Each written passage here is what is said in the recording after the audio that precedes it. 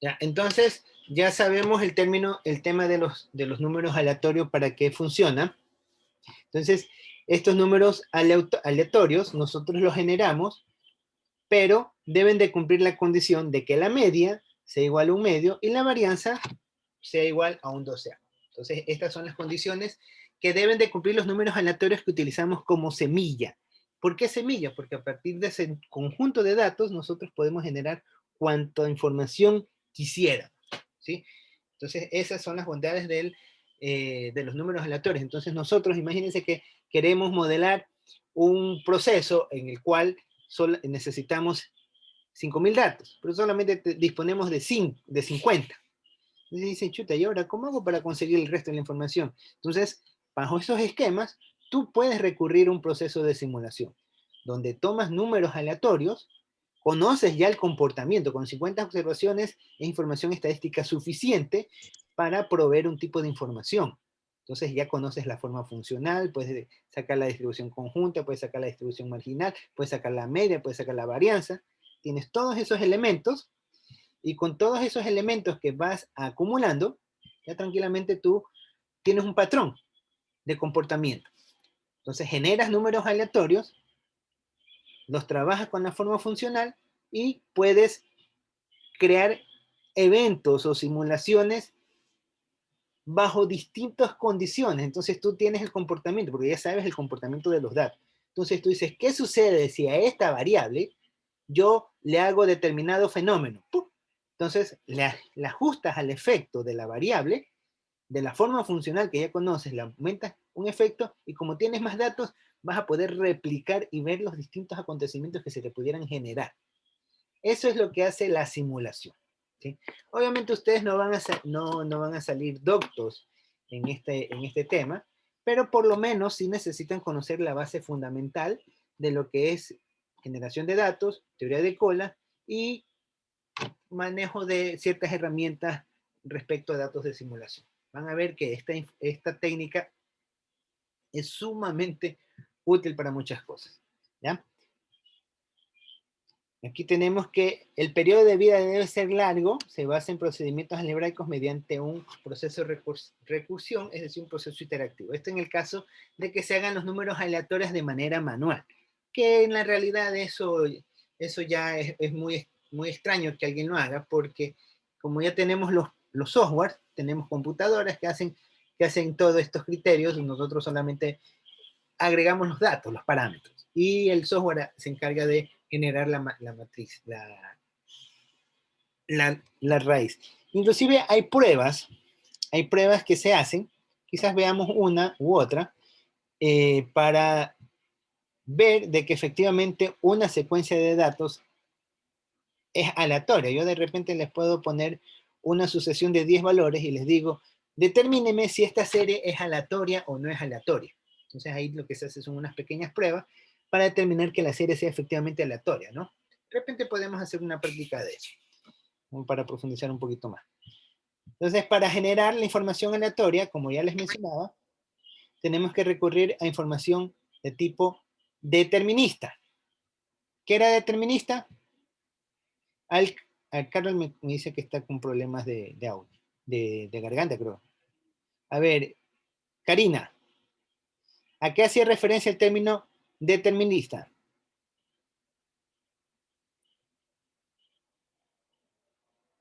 Karina Solano.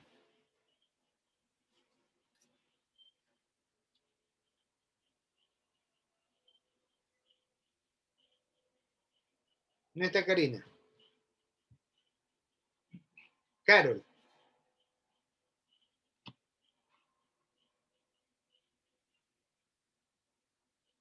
Yo, profe, yo. La información determinista nos muestra que esta información entra directamente al modelo con su valor correspondiente en el sistema real. Ya, entonces, cuando hablamos de información determinista, nos estamos refiriendo a qué cosa? A un valor concreto, a un valor real, ¿no? Eso es información determinista. En cambio, información probabilística es cuando nosotros medimos el comportamiento de las variables, ¿sí? ¿Cómo medimos el comportamiento de una variable? A través de su forma funcional. Tengo que hacer pipí. Vaya al baño. ¿Ya? Cuando nosotros queremos analizar la información desde el punto de vista de la variable, entonces necesitamos conocer la forma funcional. Ya están papelitos para medir las formas funcionales. Ya han visto en el primer parcial, a diestra y siniestra, los distintos tipos de funciones que tenemos, ¿no? Las funciones discretas y las funciones continuas. Ya hemos visto todo eso, entonces ustedes tranquilamente pueden identificar un tipo de información probabilística, o sea, de determinar la forma funcional de una variable, determinar el comportamiento de la variable, sacar su media, su varianza. Entonces, ya lo que ahora vamos a hacer es fusionar estos conceptos, ¿no? Aquí tenemos los números aleatorios uniformes entre 0 y 1 con base a la simulación donde se hallan las variables estocásticas. Ya. Eso es lo que vimos en la primera parte. Voy a cerrar esto. La siguiente parte, déjenme abrir el archivito. Este.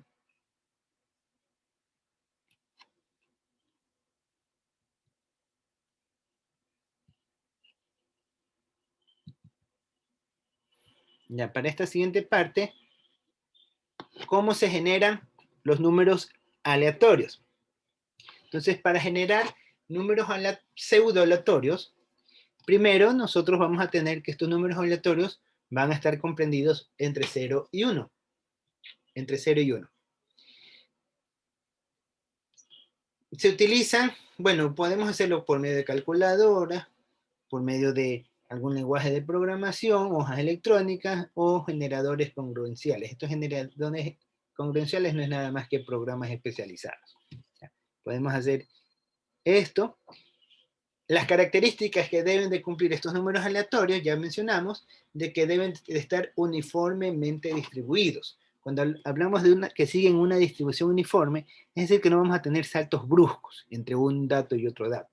Por eso es que decimos que está entre 0 y 1.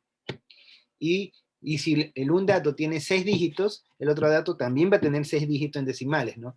Si el otro dato tiene 3 dígitos, el siguiente también va a tener el mismo comportamiento. Por eso estamos diciendo que están uniformemente distribuidos.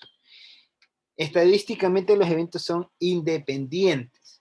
Eso hablamos de que su distribución conjunta es igual a su distribución, es igual al análisis por individual. Eso se refiere a que son estadísticamente independientes. Cuando hablamos de que la media debe ser igual a un medio, porque todos los datos van a estar alrededor del 50%, en promedio, ¿no? La varianza va a ser también un doceavo para n número de observaciones. Entonces, eso es un número aleatorio, que vimos que es lo que hacía el Excel. Yo creo que yo cerré el Excel. Está acá. ¿Qué es lo que hacía el Excel, no? Aquí en el ejemplo que yo les daba. Entonces, genero una vez y se cambian todas. Genero una vez y se cambian todas. Ahí es donde algunos se frustran. Dicen, pero profe, yo hago una vez, hago un cambio y no me sale lo mismo que usted. Y jamás le va a salir lo mismo que uno tiene en la pantalla, porque son números aleatorios. Aquí lo que interesa conocer es el comportamiento de la forma funcional. ¿Ya? A ver dónde estamos. Profe, para saber si la media, estadísticamente la media es igual a un medio, que tenemos que sacar a los números aleatorios la media. Claro, es lo que yo les estamos mostrando. Mira, aquí. Todos estos son números aleatorios, ¿no? Tú puedes darte cuenta por la fórmula. Aquí dice aleatorio. Todos son aleatorios. Todos los números son aleatorios. Entonces, lo que hago es, le calculo a todo el promedio. Y aquí tú puedes ver, promedio. El promedio sabes que es la media, ¿no? ¿Cuánto me sale la media? 0.49. Si selecciono un pequeño grupo, la media, 0.51. Está alrededor de un medio. Si selecciono otro grupo, mira que 0.41, está alrededor de un medio. Selecciono acá, la media me sale... ¿Y qué pasa si está alrededor mayor de la media? Como por ejemplo, 0.60, que me salga. te puede salir punto 60, mira, yo voy tomando los datos, mira, si ves que mira, aquí, estoy buscando, mira, ahí me sale punto 60. Puede salir. Pero lo que sí es muy poco, esto lo que no te va a dar es, por ejemplo, que aquí en promedio te salga punto 90. O que te salga punto 20. Sí, eso no te va a salir, jamás te va a salir eso. Porque contradice la propiedad que tienen los números aleatorios. Mira, yo puedo tomar el argumento en diferentes números. Mira, aquí obviamente porque estoy trabajando dos datos, ¿no? Entonces, pero a medida que voy aumentando las observaciones, se vuelve a ser, mira aquí, voy aumentando las observaciones, si ves, cada vez se va aproximando más a punto 5 y se va manteniendo. Y se va manteniendo en punto 5. Esa es la característica que siguen los números aleatorios. Y si le sacas la desviación estándar, aquí igual, desviación estándar va a ser igual a un doceavo. Punto 25. ¿Sí ves? ¿Sí? Sí. Tenemos igual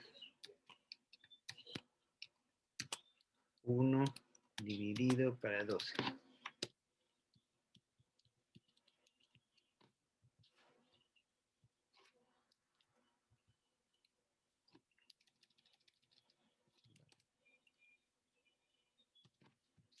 Mira, ahí está. ¿Sí ves? Estaba sacando la raíz, es en la raíz. ¿Sí ves? Cada vez que modifico algún dato,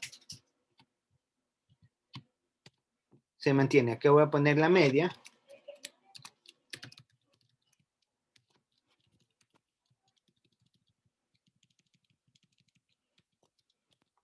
Mira, cada vez que modifico algo, se mantiene, ¿sí ves? Entre punto 8, no se dispara.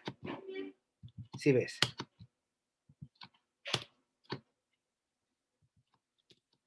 Entonces, se mantiene siempre cercano al rango de punto 5 y punto 0,83. Siempre se mantiene cercano a ese rango. Un valor es más o menos, pero siempre es aproximado.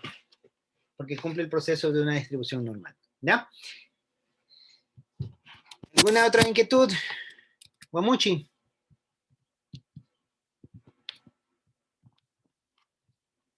Katy. Entonces, estos son los principios que van a cumplir estos números aleatorios, ¿no? No sé qué dice ahora sí. Dígame, Cono. No, yo te pregunto si ya está clara la inquietud. Sí, ya entendí. Es que tenía esa duda. Después se me cruzan las teorías ahí. Ya. Entonces, números aleatorios, ya sabemos que es un número aleatorio. Ya, entonces vamos a ver algunas metodologías para desarrollar los números aleatorios. Entonces, acá, a ver esto. Nosotros habíamos visto el método de la transformación inversa. ¿Sí? Eso es lo que nosotros vimos la clase anterior. De ahí existe el método del rechazo, método de composición y algunos procedimientos especiales. Creo que también es de un libro, o les dije un libro de donde están estas metodologías de cómo hacerlo, y revisamos lo que era el método de la transformación inversa. Eso habíamos visto para lo que es la generación de números aleatorios. Entonces, en el método de la transformación inversa, ¿qué es lo que teníamos que hacer? Creábamos una transformación de atrás hacia adelante. ¿Qué significa de atrás hacia adelante? Que nosotros tomamos la forma funcional de una distribución cualquiera. Entonces nosotros podemos tener desde una distribución simple a una distribución muy compleja. Y sabemos que una distribución nace de un conjunto de variables. Entonces, es decir, que la variable forma a la distribución. El método de transformación inversa lo que hace es lo contrario. Trabajamos con la distribución y a partir de la distribución llegamos a las variables. sea, trabajamos al revés. ¿Por qué? ¿Por qué? Porque por el método por este método, nosotros sabemos la forma de la composición de la estructura y generamos números aleatorios para que se siga conformando o se siga comportando de este proceso en particular, y este proceso en particular se termina convirtiendo en los números que van a dar origen a la forma funcional que nosotros queremos expresar. Por eso se llama método de transformación inversa, porque desarrollamos la ecuación al revés, ya no de los datos a la función, sino que estamos haciendo de la función hacia los datos. Y para ayudar la creación de los datos, lo hacemos por medio de una semilla que se llama R sub i. Y esta R sub i sigue una distribución de media 0 y varianza 1. O sea, están distribuidos entre 0 y 1, que son las características que nosotros ya habíamos estudiado. Entonces, aquí tenemos en qué método consiste. Primero, definir la función de densidad. Ya les expliqué qué era una función de densidad. Vamos a ver si está claro lo que es la función de densidad. A ver, Michelle. ¿Cómo está Michelle? ¿Me escucha? Michelle Salazar. Sí, me escucha. Ya. A ver, dígame, ¿qué es una función de densidad?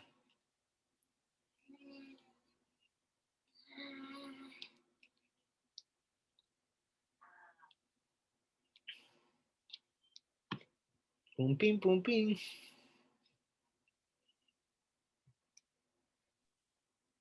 Una función de densidad. No te escucho. A ver. Es que mi micrófono está medio bajo, ¿me escuchas? Ah, ya, pero súbelo un poquito, porque no lo pongas tan abajo. No, Está falloso tu micrófono, ya, no importa. Vamos con Yulexi. A ver, Yulexi.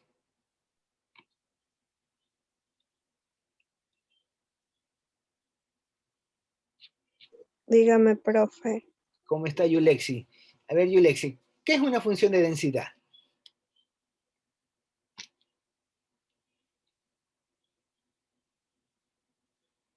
Ya lo había explicado hace un momento. ¿Qué era la función de densidad?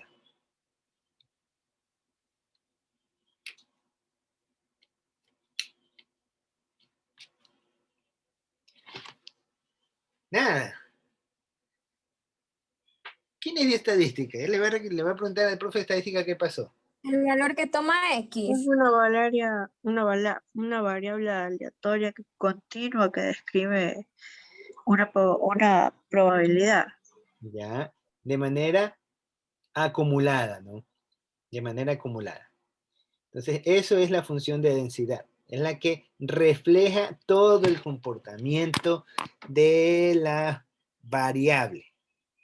Si nosotros ponemos acá, voy a poner la pizarra, una forma funcional, una función de densidad muestra esto, por ejemplo. Esta es una función de densidad, donde sus observaciones corresponden a todo esto. Todo esto de aquí.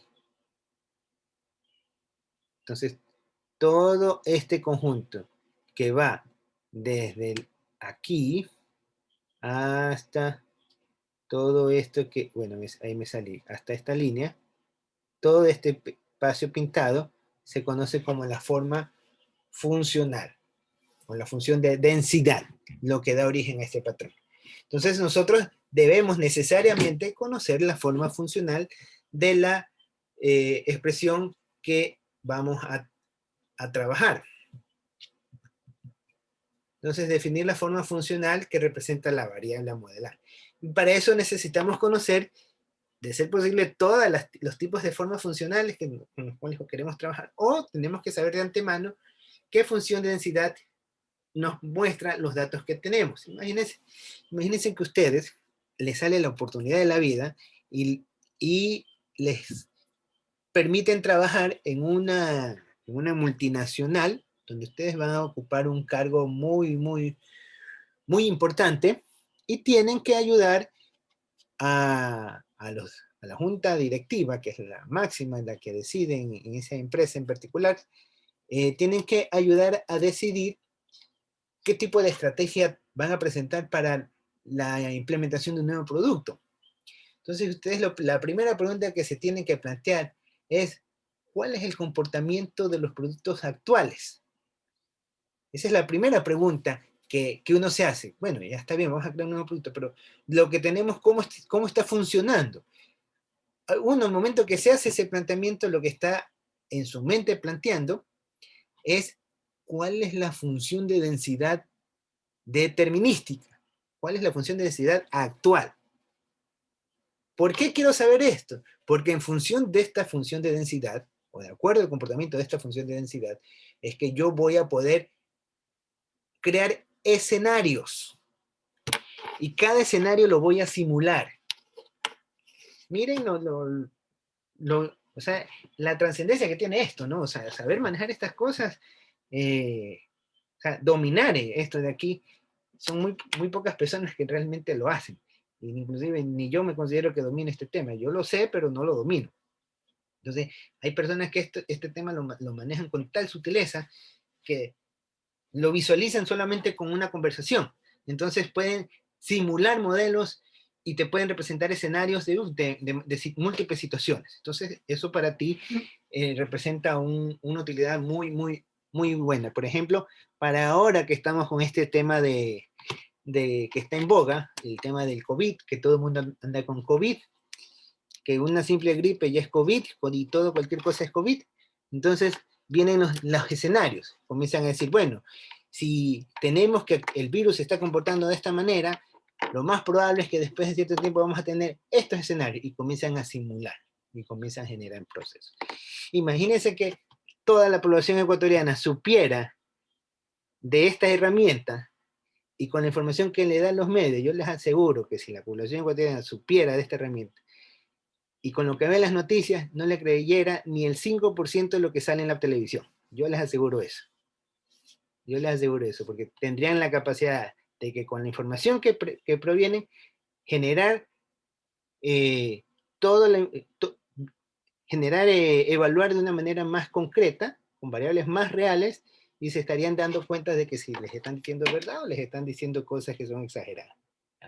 Yo ya ahí se los dejo para los que quieran investigar a mayor detalle. Entonces, continuamos. Primer paso, calcular la función acumulada. ¿Sí? Calculamos la función acumulada.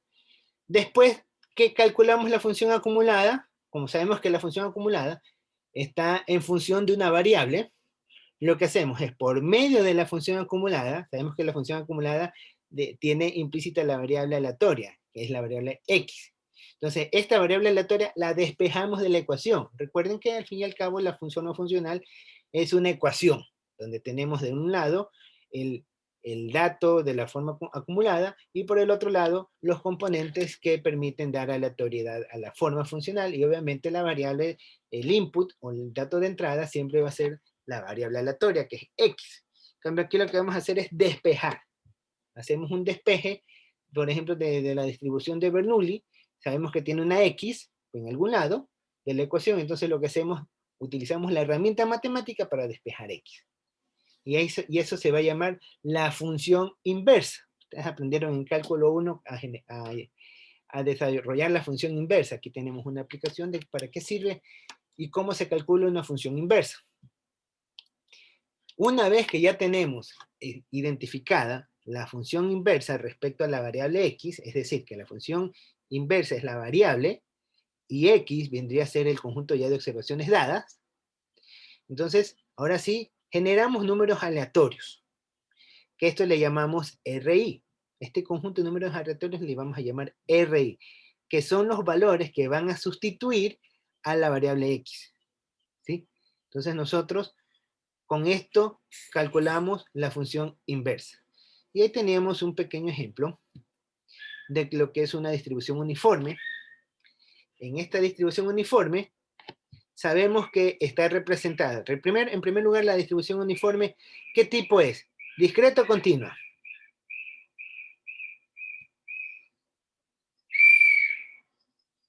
¿Qué tipo de distribución es? Claro, Discreta. discreta, ¿no? Es Ujú. distribución Continua. continua, es distribución continua, ¿sí? La distribución uniforme es una distribución de tipo continuo, no es discreta. Miren que aquí establece un rango. Como es una distribución de tipo continua, nosotros se llama uniforme porque siempre mantiene un mismo parámetro. Entonces, tengo que es igual a 1 sobre b menos a, ese es el valor que me va a dar a representar cada parámetro para el dato de x. Entonces, ¿qué es lo que tengo que hacer aquí? Despejar ¿a quién? A x. Entonces voy a todo a tener en función de x. Entonces tengo que mi función acumulada es igual a f, porque me interesa es la función acumulada, no la forma funcional. Entonces mi función acumulada la integro ¿entre qué? Entre el valor 0 hasta el valor x, que es el dato de entrada, que este es mi input. Entonces, como voy a integrar, entonces aquí al momento de integrar, tengo que x menos a sobre menos b menos a. Eso es después de hacer todo el proceso integral, ¿no? Acuérdense que es la integral de una constante, esto sale, y luego vamos a tener 0, que básicamente va a ser el x, va a ser esto, menos el valor de x, menos sobre todo esto, y al fin y al cabo me va a quedar, en la resolución algebraica me va a quedar x menos a sobre b menos a. Si ustedes lo hacen con calma en sus casas, lo van a llegar también a ese resultado. Entonces, se iguala la función acumulada con el número pseudo-aleatorio, porque esta es la forma funcional que nosotros hemos sacado, que es igual a la variable x. A la variable x, ya que aquí lo que hemos hecho es despejar x. Entonces, tenemos que este x es quien me da origen a mis datos. Estos son los datos que me dan origen a mi forma funcional.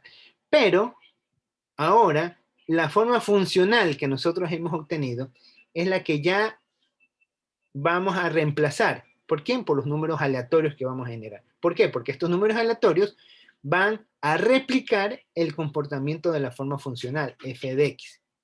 Entonces tenemos que los datos para una distribución uniforme se van a obtener por medio de esta ecuación.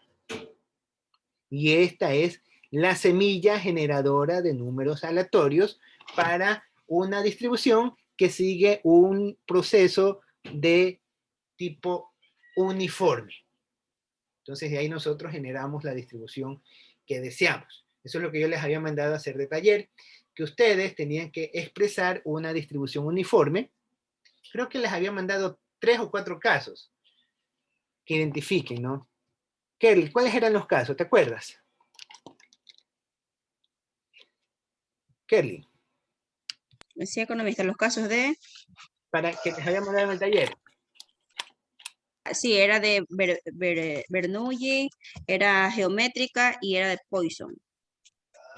Usted nos indicó 3, Sí. pero en sí explicó algunos datos. Ajá. Algunos. Eran creo que casi todas las que habíamos visto, ¿no? Sí, sí. Eran casi todas, por no decir todas.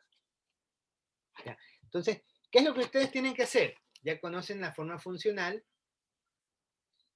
En la forma funcional, la despejan y obtienen la semilla generadora. Y luego lo que hacen, crean números aleatorios y reemplazan en la ecuación. Entonces ustedes ya saben el valor de A es un número, B es un número, reemplazan el valor de R y ahí tienen toda una nueva columna de variables. Y esa variable, si ustedes la representan, van a ver que sigue el mismo patrón de comportamiento de la distribución que ustedes han escogido. ¿Sí? Eso es lo que se conoce como números pseudo-aleatorios. Entonces teníamos un ejemplo. A ver, ayúdame con la lectura. María José, ayúdame con la lectura, por favor. Ya. Los datos del tiempo de servicio en la caja de un banco se comportan de forma exponencial con media de 3 minutos por cliente. Una lista de números pseudo-aleatorios 0,1 y la ecuación generadora exponencial menos 3 ln nos permite simular el comportamiento de la variable aleatoria. Ya, listo, gracias. Entonces, ¿qué tenemos nosotros aquí? Ya a partir de la función exponencial, hemos identificado la ecuación generadora, o sea, la semilla. XY va a ser igual a menos 3 logaritmo natural que va entre 1 menos RI. RI es el que representa la forma funcional. Entonces, yo tengo aquí los valores aleatorios de RI y estos son los valores que se obtienen para cada número aleatorio. Es decir, si el número aleatorio es 0.64, calculen en este momento, pongan menos 3, que multiplica al logaritmo natural, abro en paréntesis, 1 menos 0.64, les va a salir 3.06. Hagan ese ejercicio, por favor. Hagan ese ejercicio.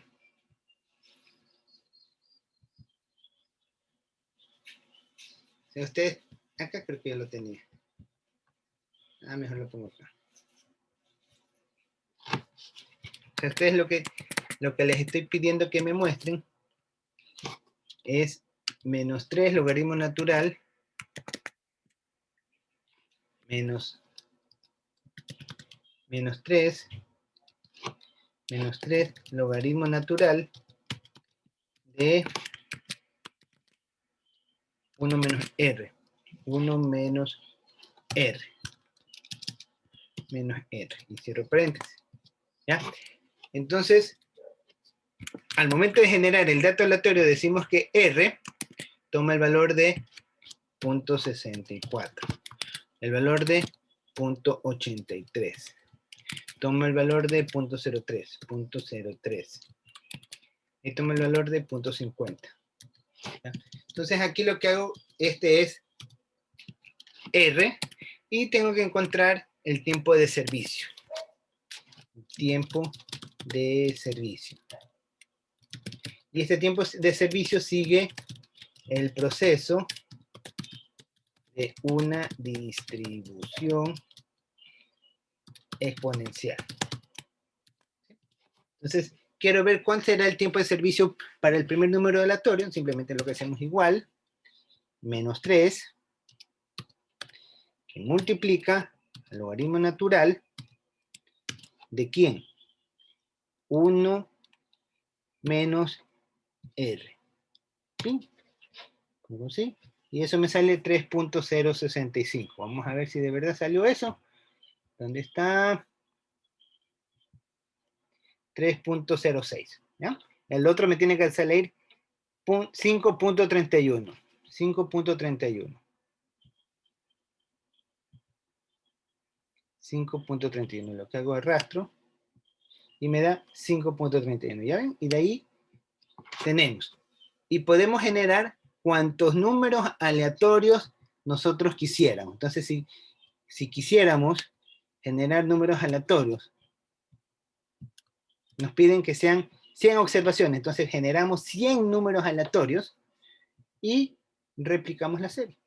Y ahí tenemos cada uno de los tiempos de servicios estimados. Y todo esto sigue una distribución exponencial. Ustedes realizan el análisis de la serie y van a ver que sigue una distribución exponencial. A ver si lo... Déjenme ver si lo... Si me permite... Inicio, insertar gráfico.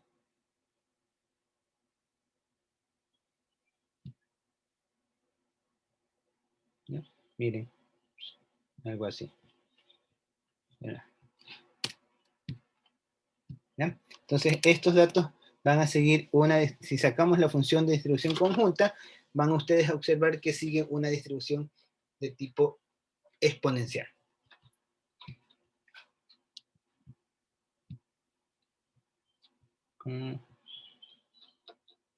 Profe, y en el caso que no nos dé esa matriz de menos 3 logaritmos, que es la ecuación generadora exponencial, y usted nos manda a generar, ¿cómo lo hacemos? ¿Cómo lo hacen? Perfecto. Aquí tenemos un ejemplo. Esta es la función de Bernoulli. ¿Saben ustedes que la función de Bernoulli de dónde nace? Sale de esta ecuación, ¿no? Esta es la ecuación de Bernoulli. Px igual a P. ¿Saben qué es P, no? ¿Qué era P para Bernoulli? La probabilidad, a ver, un Probabilidad éxito y el otro fracaso. probabilidad de éxito y la otra es la probabilidad de fracaso, que esto sabemos que vale Q. Entonces aquí tenemos nuestra forma funcional, ¿sí? Entonces, a partir de esto tenemos que generar números aleatorios. Vamos a generar números aleatorios. Entonces nosotros sabemos que la función, esta es la función de distribución normal, que vale 0 cuando es ¿quién? 1 menos P, ¿no? O sea, cuando es fracaso. Y vale 1 cuando es éxito. O sea, aquí sabemos que Bernoulli solamente representa ¿qué cosa? Dos valores, o es 0 o es 1, no hay nada más. Aquí son dos posibles resultados. Es prácticamente un algoritmo. O es 0 o es 1, no hay 3, no hay 4, no hay 5, ni nada de eso. Entonces, eso es una distribución de Bernoulli. Si me vas a tener más valores, 0, 1, 2, 3, 4, 5, ya estamos hablando de una distribución binomial. ¿Sí? Y si a ese espectro le tenemos otro conjunto, ya nos vamos de binomial negativa. Por eso es importante conocer los tipos de distribución. Entonces, tenemos una Bernoulli. Nosotros tenemos que su función acumulada va a estar dado 0, 1 menos p, y 1 cuando es todo el valor. Entonces, ¿cómo representamos? Las observaciones va a decir de que xy va a estar dado por la semilla que se obtiene de 0, 1 menos p. Toma el valor de 0. 1 menos p toma el valor de 1. Entonces, 1 menos p va a ser entonces nosotros vamos a tener números aleatorios que van a estar entre este rango. Como nosotros ya conocemos previamente de los datos determinísticos que el valor de p es, por decir, 0.5. Si tenemos 0.5 y 0.5, me voy al Excel, ya se va a captar la señal. Sabemos que es p, no va a ser abajo. Sabemos que p es igual a 0.5. ¿Saben qué? Mejor reiniciemos la sesión porque después se va a cortar y queda como a medio tallo. Reinicio la sesión.